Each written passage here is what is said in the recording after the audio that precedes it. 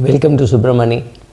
I'm going to do a series of videos on what are the attributes needed to do stock picking. Make no mistake, stock picking is not just going to Google and saying which are the best shares to buy in India today, because it will show up something, right? Or talking to somebody and said ye kya lagta hai, and then buying. That is of course how people do it. 99% of people do it. Now let us look at how a professional would do, or rather what are the attributes which I think you should know or you should have for being a good investor. So first of all, you have to have a good sense of accounting. You have to have a sense and a feel for numbers. When numbers are presented to you, you should know what goes into the numerator, what goes into the denominator, whether it is an EPS or NPAT or PE ratio, trailing PE ratio, forward PE ratio, all those things, or return on net worth, return on capital employed.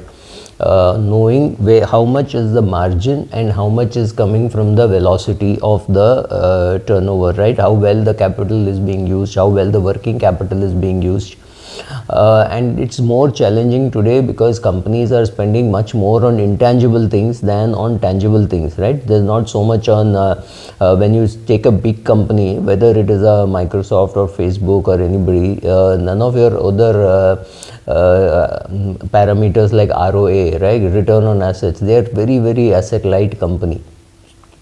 Their future growth does not depend on how many more assets they buy. For example, an HDFC Bank may be putting up a lot of branches. It's not as though they're not putting up branches, but buying one app or using one app to collect the data and starting to give money. For example, if HDFC Bank has the data of your UPI collections and you are a chai wala or you are a batata vada wala, suddenly HDFC Bank can be lending to you saying, okay, we will give you this, we will give you this, and your UPI account should be linked here. So, right, so the UPI account starts collecting, so there is absolutely no worry, and they can easily put in software to say, okay, in a day he should be collecting 3,000, 5,000, whatever it is.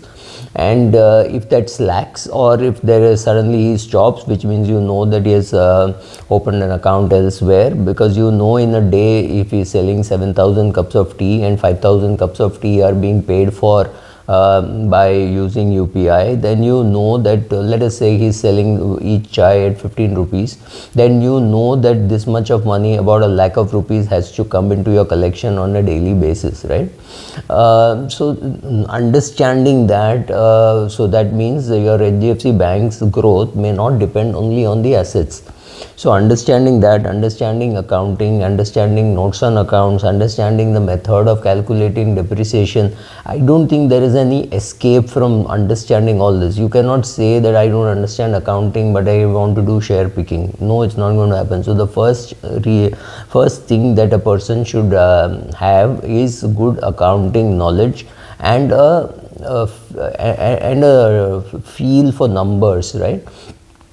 So when somebody tells you this is the rate at which this company is growing, this is the rate at which this industry is going, you should have some kind of an inkling again for those numbers, saying, can it really grow? Can a company really grow at 22% for next 10 years, 7 years, 15 years?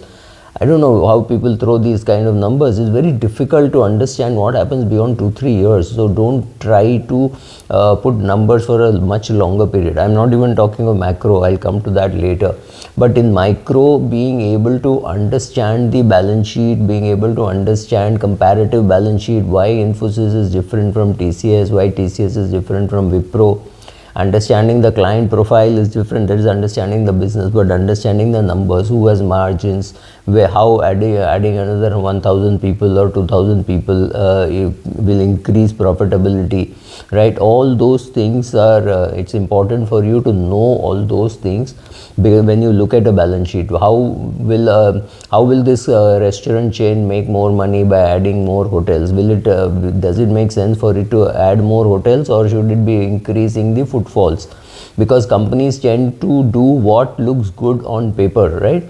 So on paper they'll say, oh, we are opening 10 new restaurants in 10 new cities and this is what we will do. But if you find that the occupancy is the problem, then you're saying, no, tell me what are you doing to increase your footfalls, because I see the problem here, not in number of restaurants. So to be able to get into the nitty-gritty, you need to understand the numbers, you need to know from where the money is coming, you know what what strategy is helping, what strategy is not helping.